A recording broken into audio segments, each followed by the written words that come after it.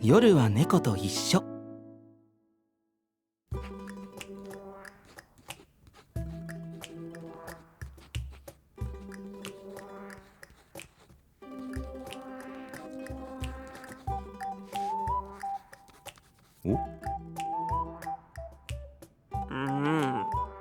お、あれ、こんな貫禄ある顔してたっけ？さっきまで全然違う顔してたような。猫って結構表情豊かなんだな。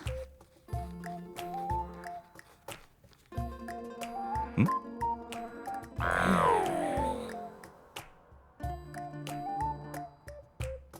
今度は体型が変わった。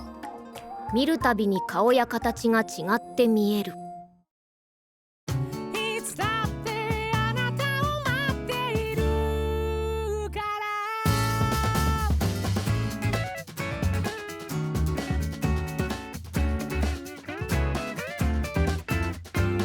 気になることがありすぎて時間が足りないな。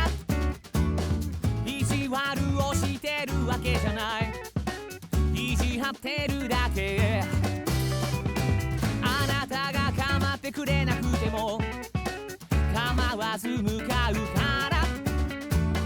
あなたが構いたくなっても構わないから。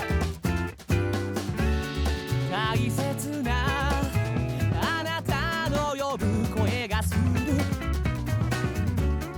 寄り添ってあげてもいいけどまだ一応